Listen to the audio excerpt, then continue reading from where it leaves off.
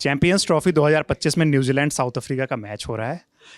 इस मैच में न्यूजीलैंड की टीम पहले बैटिंग कर रही है, जैसा आप लोग देख रहे होंगे, और न्यूजीलैंड की टीम को एक ऐसा स्टार मिला है जो कभी हमारे लिए शिखर धवन हुआ करते थे, रोहित शर्मा हुआ करते थे। वो एक ऐसा प्लेयर पैदा हुआ है जो न्यूजीलैंड की टीम को आईसीसी इवेंट्स में बहुत आगे लेके जा रहा है। कौन है वो प्लेयर? प्रशांत, जरा बताइए उनके बारे में और क्या पारी आज खेली है। Left hander batter Rachin Ravindra, 108 run. और मतलब पारी से ज़्यादा मतलब आपको उस बंदे के कैलिबर पर बात करनी चाहिए। और जैसे हम लोग कल मैं ये बात करता विराट कोहली कैसे अपने जो भी रन चेज होता है उसको पेस करते हैं, रचिन रविंद्र के अंदर वो क्वालिटी है, वो अपनी हर पारी को बहुत अच्छे से पेश करना जानते हैं। मतलब वो बंदा आप जो भी कह लें कि इंडिया में क्रिकेट सीखा है, सब कुछ किया है, स्पिन अच्छी खेलता है, न्यूजीलैंड के हैं तो स्विंग और पेस अच्छी खेलते हैं।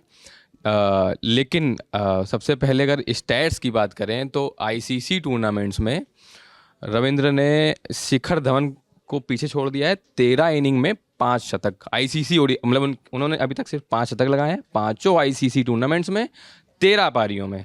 शिखर धवन इससे पहले उन्होंने 15 पारी में लगाए थे और वो यंगेस्ट नहीं सेकंड यंगेस्ट प्लेयर बन गए हैं 5 शतक लगाने वाला डेटा मुझे को मत दो। नहीं मैं अभी डेटा दे देखो, रहा हूं, ऐसा है कि हम लोग इस जनरेशन में जिस जनरेशन में हैं तो हम लोग फैब 4 की बात करते हैं, जिसमें विराट कोहली, अपने स्टीव स्मिथ भाई साहब और ये जो रूट और सर, तो इन चलेगा ना ठीक है। लेकिन मैं वनडे फॉर्मेट में भी हूँ। अब हैं विलियमसन। अपने घर सिडनी गए हैं, कहीं नहीं गए हैं, है ना। तो तो वो फैब 4 है। लेकिन अब हम लोग जो डिस्कस कर रहे हैं ना, क्या नया फैब 4, तो हम लोग जब अपने देश की बात आती है तो हम गिल, जायसवाल इनकी बात करते हैं कि भाई अगले खिलाड़ी ये हैं। और बहुत दूर देखना चाहिए तो एक इंग्लिश मीडिया ने बहुत हवा बना रखा है हैरी ब्रूक का, खास करके टेस्ट मैचेस के उनकी परफॉर्मेंस को लेकर। हाँ, मतलब वनडे में हमारे यहाँ तो कुछ नहीं खेलने था, पर एक खिलाड़ी है जो अंडर द रडार है, जिसकी चर्चा कोई नहीं करता है। सब बोलते हैं यूटिलिटी प्लेयर है और बढ़िया खेलेगा, वो है रचिन रविंद्र। भाई उनका नाम देखो, डिफिकल्ट हम लोग के लिए, रचिंद्र रविंद्र। रचिन रविंद्र, सचिन से रचिन, राहुल और सचिन, रचिन रविंद्र। तो रचिन रविंद्र सबसे बढ़िया चीज़ क्या है कि शायद ये खिलाड़ी अपने टेक्स्ट बुक में ये जैक कैलिस के जैसा खिलाड़ी साबित होगा। अभी हाँ, फील्डिंग भी अच्छी कर लेते हैं, फील्डिंग भी अच्छी कर लेते हैं जैक कैलिस। एक हम इंटरव्यू देख रहे थे इनका, रिकी पॉन्टिंग का, उनसे पूछा गया कि आप बताइए कि सबसे बड़ा खिलाड़ी कौन है, तो उन्होंने जैक कैलिस का नाम लिया। बोला हम सब लिखने वाले हैं कि सचिन और विराट कंपैरिजन करने वाले, अब रविंद्र करेंगे। नहीं तो पॉन्टिंग ने एक्सप्लेन भी, पॉन्टिंग ने एक्सप्लेन किया था, बोला था कि हम लोगों की तरह वो मीडिया साहब ही नहीं है, उनके पास कमर्शियल कमिटमेंट्स नहीं है, तो वो आते नहीं हैं, इंटरव्यू नहीं देते हैं, बोलने में वो उस तरह से नहीं माहिर हैं, तो इस कारण से हम अंडर एस्टिमेट कर जाते हैं। तो वो चीज़ हमने पिछले आप 1-1.5 साल से अगर जो वनडे क्रिकेट को बहुत सीरियसली फॉलो कर रहा है, तुम देखो कि इस खिलाड़ी ने 5 शतक मारे, 5 से आईसीसी टूर्नामेंट में आया। इसमें डेब्यू है। 2025 में आईसीसी चैंपियंस ट्रॉफी है, 3 शतक आपके इंडियन कंडीशंस में, 2 शतक पाकिस्तान के रोड पर, ठीक है। हाँ, तो हाँ प्रॉपर रोड ही है, वो तो रोड ही है। हर मैच में 350, आज भी अगर 350 से कम बनाते हैं तो ये लिख के ले लीजिए कि साउथ अफ्रीका चेज कर जाए। हाँ, तो रोड पे, तो वहां पे अगर वो मार रहा है तो ठीक है। पॉइंट इज कि वो किस किस की टीमों के खिलाफ मार रहा है, किस किस्म की सेंचुरी मार रहा है, लंबी इनिंग्स खेल रहा है, पूरी इनिंग बनाकर जा रहा है, और है कि ओपनिंग पोजीशन पे भी बैटिंग कर लेते हैं जरूरत पड़ने पे, और वन डाउन भी आते हैं, दोनों पोजीशन पे आते हैं, दोनों पे आते हैं।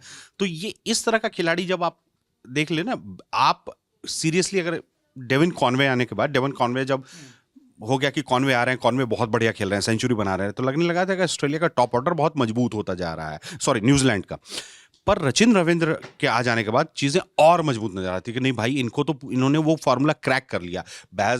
अपने ब्रैंडन मैकलम के बाद कोई बहुत लंबा एक समय रहा है न्यूजीलैंड क्रिकेट का जिसमें उनकी ओपनिंग पोजीशन वाली प्रॉब्लम सॉल्व नहीं हुई थी, और वो सॉल्व होती नजर आती है। तो मैं आप ये कह रहा हूँ ना कि वो कहीं भी खेल लेते हैं, तो ये वो चीज़ है, रविंद्र बहुत परसेंटेज क्रिकेट खेलते हैं, ये सबसे बड़ी चीज़ है। जैसे आज 24 हिंदी में समझाएंगे, मतलब वो रिस्क लेना जानते हैं, कब टाइम करना है, कब इनिंग को कैसे पेश करना है, वो बखूबी आता है। जैसे आज 24वें ओवर की दूसरी तीसरी और चौथी बॉल अगर किसी ने देखी हो ध्यान से, केशव महाराज बॉलिंग कर रहे थे, दूसरी बॉल पे वो आगे बढ़ के एक शॉट खेलते हैं, ठीक है। वाकई में हम लोग दूसरी टीमों की बात करें या इंडियन टीम की, एक केशव महाराज हैं, एक रविंद्र साहब हैं, ठीक है। तो फिर तो ऐसे चले जाएंगे तो यूएस की टीम और बाकी कनाडा की टीम में तो पूरे आपको नाम में ही कंफ्यूज हो। अच्छा खैर तो रविंद्र जब दूसरी बॉल पे आगे निकल के आते हैं, वो फंस जाते हैं, महाराज उनको फंसा लेते हैं, वो गेंद डॉट होती है, वो शॉट नहीं खेल पाता बंदा।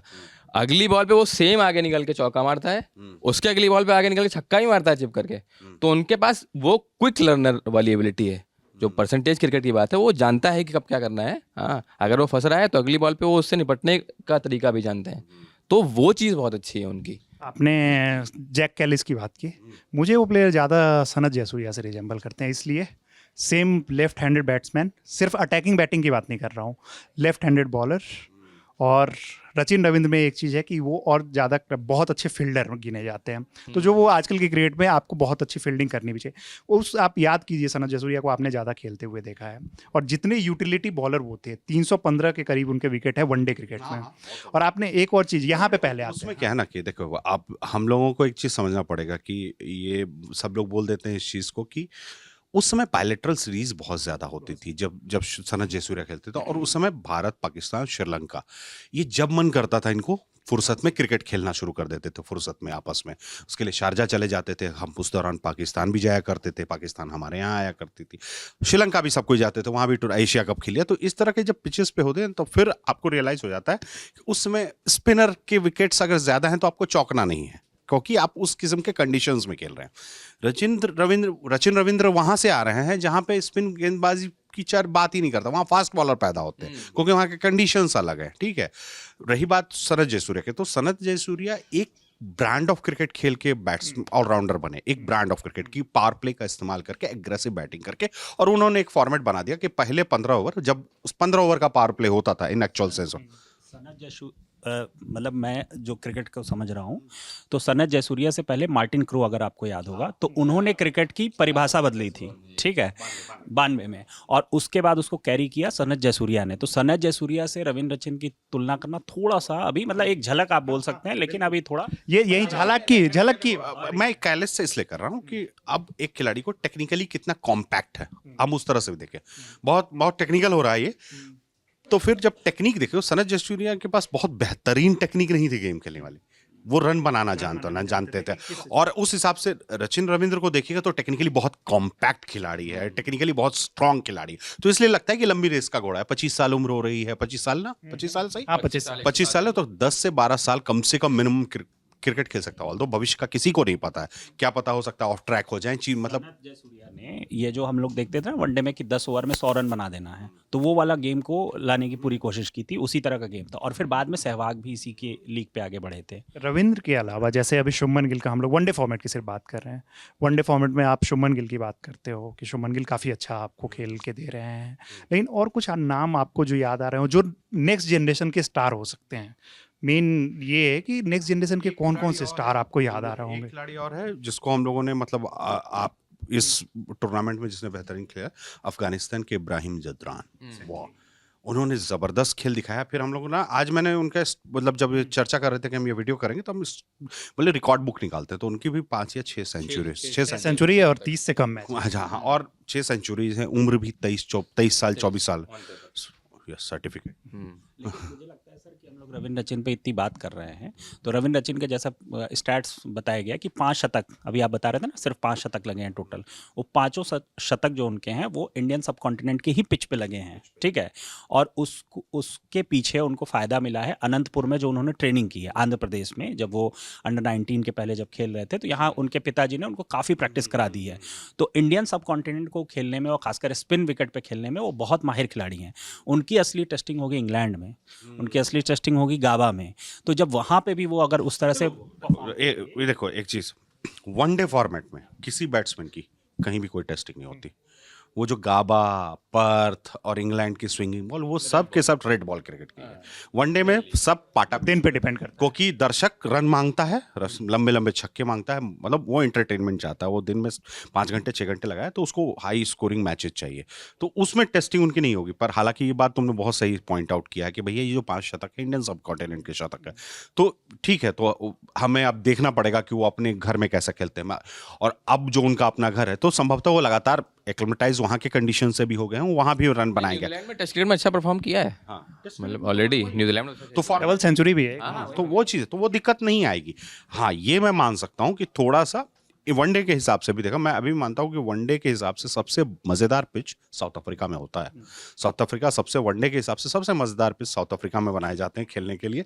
वहाँ वो कैसा खेलते हैं, जहाँ शायद अगला वर्ल्ड कप है 2027 वर्ल्ड कप साउथ अफ्रीका में हो, तो वहाँ कैसा होगा तो देखने लायक होगा। आप जादरान पे आए थे, जादरान के बारे में, उस प्लेयर की जो सेंचुरी है, लंबी लंबी सेंचुरी, क्योंकि बड़ी पारियां खेली, और किस टीम के अगेंस्ट के लिए ये आप क्योंकि मैं उस दिन अब इस टूर्नामेंट में 325 वाला स्कोर इंग्लैंड के खिलाफ, उसमें 140 के आसपास 70 शायद बना। सारा।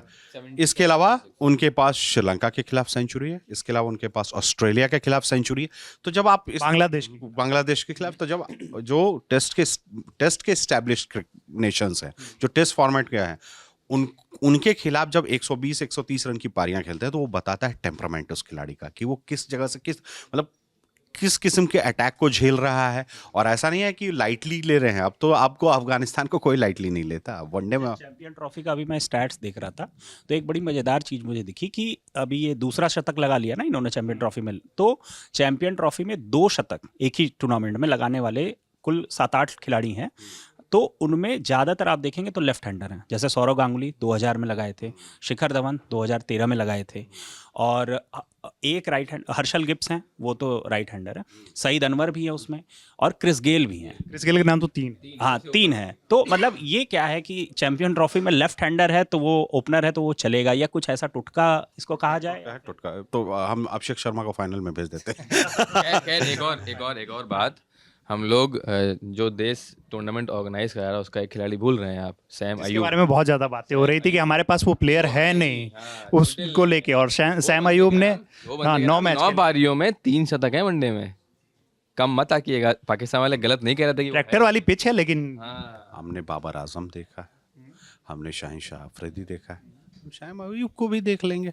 लेकिन फिलहाल मैं उस हिसाब से ये तो वो वाली बात होगी कि भारत बनाम पाकिस्तान होगा तो देख लेंगे। यहाँ पे क्रेडिट देने वाली बात है, वहाँ क्रेडिट दिया जाएगा। ये स्टैट्स की बात होती है ना कि उससे आंकने लगते हैं कि बड़ा है कि छोटा है, तो मुझे लगता है कि ये 9-10 पारी ने कम से कम 40-50 पारी देखनी चाहिए, उसके बाद फिर शुरू करना चाहिए। देखिए, हम जब रचिन रविंद्र पे ये चर्चा कर रहे हैं, तो इसमें हम चर्चा के पीछे सिर्फ एक मकसद है कि भैया हम आईसीसी टूर्नामेंट देख रहे हैं, बड़ा स्टेज जहां सारे देश पार्टिसिपेट कर रहे हैं, और वो उस लेवल पर है, तो वो ऑप्टिमम लेवल है उस गेम का, वो वनडे क्रिकेट का ऑप्टिमम लेवल है, और वहां पर कोई आदमी आउट परफॉर्म कर रहा है बाकियों को, तब लगता है कि नहीं यार, उस पर नजर रखने की जरूरत है। और मतलब हमारे हिसाब से भैया, हम लोग तो चलो हमारे देश वाले तो गिल पे रखेंगे, यशस्वी जायसवाल पे रखेंगे, अभिषेक पे रखेंगे, जितने भी हैं श्रेयस अय्यर पे लगातार नजर बनाए रखेंगे। अभी जो है अपनी टीम है, मजबूत टीम है, तो दीजिए जायसवाल और अभिषेक शर्मा को। हाँ, तो वही मतलब कि सब फाइनल में अगर कोई टीम पहुंचती है, किसी भी आईपीएल में भी पहुंच रही है, तो एक प्लेयर जो होता है वो पूरा डोमिनेट करता है पूरे सीरीज में। तो आप कह सकते हैं न्यूजीलैंड के लिए इस समय, न्यूजीलैंड अगर जाता है तो क्रेडिट रचिन रविंद्र को जाएगा। लेकिन हम नहीं चाहेंगे कि रविंद्र हमारे खिलाफ फाइनल में अच्छा खेले।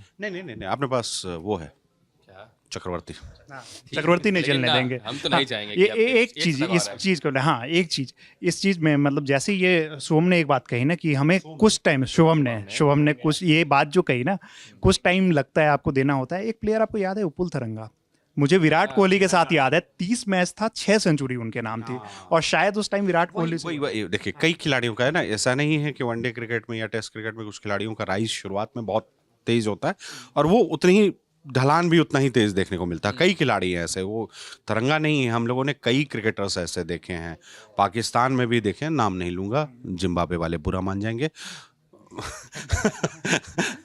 तो ये है, तो हमने देखा है कुछ खिलाड़ी बहुत, मतलब वही है ना कि फिर महान खिलाड़ी बनने में और अच्छा क्रिकेटर बनने में यही फर्क है, कंसिस्टेंसी का फर्क है। बिल्कुल। तो यहाँ पे अब देखना होगा कि ये जिस तरीके से इन्होंने अपना करियर स्टार्ट किया है वो आगे किस तरीके से लेके जाते हैं। लेकिन एक चीज़ तो है कि अगर फाइनल में न्यूजीलैंड जाती है तो हम सब यही दुआ करेंगे कि रचिन रविंद्र उस दिन ना अच्छा खेले, और जैसा इन्होंने बताया कि वरुण चक्रवर्ती हमारे पास है तो शायद उनको जल्दी निपटा देंगे। कमेंट बॉक्स में हमें ज़रूर बताइएगा कि कौन कौन से नाम हम लोगों ने मिस किया है। अक्सर हम लोग नाम ऐसे मिस करते हैं। आपको जो लगता है कि वनडे फॉर्मेट में ये क्रिकेटर काफ़ी आगे जाएंगे और काफ़ी कम एज के हैं, उनके बारे में हमें ज़रूर बताइएगा। देखते रहिए लल्लन टॉप और लल्लन टॉप स्पोर्ट्स। धन्यवाद।